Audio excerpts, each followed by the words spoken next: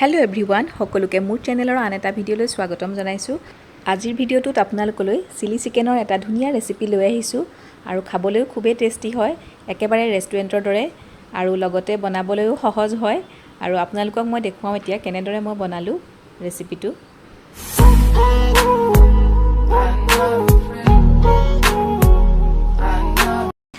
এয়া 250 গ্ৰাম boneless chicken লৈছো আৰু চিকেনখিনি ভালদৰে ধুই মেলি ললো আৰু পিচবোৰ মিডিয়াম সাইজত ৰাখিছো, ডাঙৰ কৰিলে ভাল নহয়।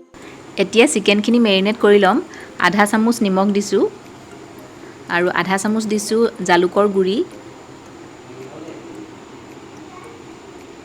আৰু এয়া 1 চামুচ দিছো আদা নহৰুৰ পেষ্ট আৰু লগতে দিছো 1 চামুচ ভিনেগাৰ।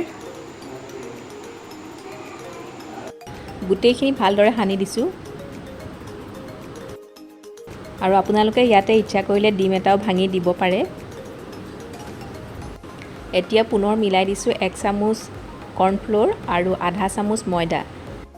আপোনালোকে ইয়াত কৰ্ণফ্লোৰৰ পৰিমাণটো নিজৰ ইচ্ছা অনুসৰি কম বেছি কৰিব পাৰে, খালি ময়দাৰ পৰিমাণটো কৰ্ণফ্লোৰৰ আধা হ'ব লাগে 2:1 আৰু এতিয়া গোটেইখিনি ভালদৰে আকৌ সানি লম। কৰ্ণফ্লোৰ দিয়াৰ পাছত খুব ভালদৰে সানিব লাগে যাতে কৰ্ণফ্লোৰখিনি গোটা বান্ধি নাথাকে আৰু ভালদৰে এতিয়া সানি ললো। তাৰ পাছত এতিয়া এখন প্লেট দি 20 বা 25 মিনিটৰ কাৰণে ৰাখি দিম এনেদৰে। এতিয়া মই সসখিনি ৰেডি কৰি লৈছো আৰু এয়া পানী দিছো 1 কাপ আৰু পানীখিনি নৰমাল পানী হয়, গৰম পানী ল'ব নালাগে আৰু 1 চামুচ দিছো সয়া সস। ভালদৰে এতিয়া মিক্স কৰি লম।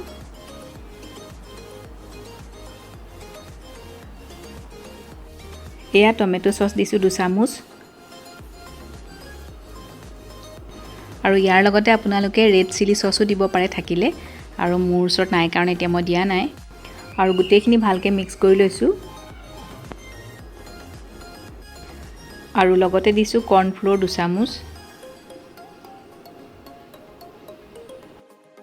আৰু আপোনালোকে এইখিনিতে এটা কথা মন কৰিব যাতে কৰ্ণফ্লোৰ কেতিয়াও গৰম পানীত নিদিয়ে। কৰ্ণফ্লোৰ সদায় আমি নৰমাল পানীতে দিব লাগে, নহলে কৰ্ণফ্লোৰখিনি গোটা পাতি আহিব, ভালদৰে নিমিলিব। আৰু এতিয়া গোটেইখিনি ভালদৰে মিলাই দিছো। এয়া এতিয়া আমি মেৰিনেট কৰি ৰখা চিকেনৰ পিচখিনি ফ্ৰাই কৰি লম আৰু তাৰ কাৰণে কেৰাহীখনত দিছো 1 কাপ ৰিফাইন্ড অইল আৰু এইফালে চিকেনখিনি ধুনীয়াকৈ মেৰিনেট হৈ গৈছে। আকৌ এবাৰ লৰাই দিছো আৰু এতিয়া কাটা চামুচ এখনেৰে এপিচ এপিচ কৰি কেৰাহীত দি দিছো আৰু ফ্ৰাই কৰোঁতে আমি মিডিয়াম ফ্লেমতে ফ্ৰাই কৰিবলৈ চেষ্টা কৰিব লাগে আৰু যদি আমি হাই ফ্লেমত ফ্ৰাই কৰোঁ তেতিয়াহ'লে ওপৰৰ কোটটো সোনকালে ৰঙা পৰি যাব আৰু ভিতৰখন নিসিজিব। এয়া চিকেনখিনি ফ্ৰাই হৈ গৈছে, এখন প্লেটত এতিয়া উঠাই লৈছো। এনেদৰে ফ্ৰাই কৰিলে চিকেনখিনি বিৰাট সফ্ট আৰু জুচি হয়। একেদৰে বাকি থকা পিচখিনিও ফ্ৰাই কৰি লৈছো। গোটেইখিনি চিকেন ভজা হৈ গ'ল আৰু এতিয়া আন এখন কেৰাহী পাতি লৈছো আৰু তাতে দি দিছো চিকেন ভজা তেলৰে অলপ আৰু এতিয়া সৰু সৰুকৈ কাটি লোৱা নহৰু দিছো অলপ আৰু মিহিকৈ কাটি লোৱা আদা অকণমান ভাজি লৈছো আৰু তাতে দি দিছো মিহি মিহিকৈ কাটি লোৱা কেঁচা জলকীয়া আৰু আপোনালোকে জ্বলা বেছি খালে অলপ বেছিকৈ দিব পাৰে আৰু এটা পিয়াজ স্লাইচ কৰি কাটি লৈছো আৰু অলপ দিছো সৰু টুকুৰা টুকুৰকৈ কাটি লোৱা কেপচিকাম আৰু গোটেইখিনি হাই ফ্লেমত ভাজি লম। বেছি দেৰি ভাজিব নালাগে, 1-1.5 মিনিটমান সময় ভাজিলে হৈ গ'ল আৰু হাই ফ্লেমত আমি ভাজিছো এতিয়া। আৰু এতিয়া ইয়াতে দিছো আগতে বনাই ৰখা সসখিনি আৰু সসখিনি দিয়াৰ টাইমত আমি ভালদৰে এবাৰ আকৌ লৰাই ল'ব লাগে যিহেতু কৰ্ণফ্লোৰখিনি তলত লাগি ধৰিব পাৰে আৰু এতিয়া কৰ্ণফ্লোৰখিনি দিয়াৰ পাছতো আমি হাই ফ্লেমত ভাজি ল'ম অকণমান সময়।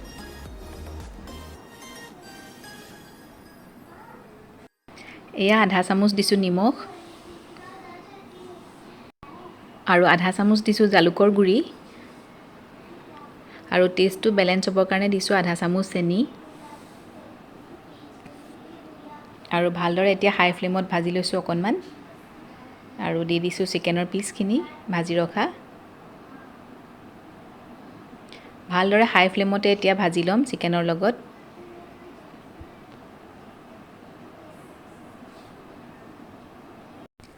এইখিনি সময়তে গেছৰ ফ্লেমটো হাই টু মিডিয়াম ৰাখিলেই হ'ল আৰু বেছি দেৰি এনেদৰে ভাজি থাকিব নালাগে, খুব বেছি 2 মিনিট সময় এনেদৰে ৰাখিলেই হ'ল হাই টু মিডিয়াম ফ্লেমত।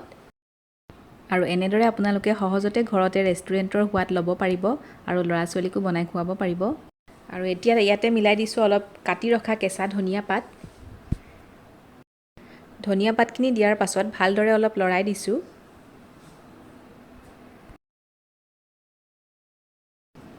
আৰু আমাৰ এই চিলি চিকেন খাবৰ কাৰণে এতিয়া ৰেডি হৈ গৈছে আৰু গেছৰ ফ্লেমটো এতিয়া অফ কৰি দিছোঁ।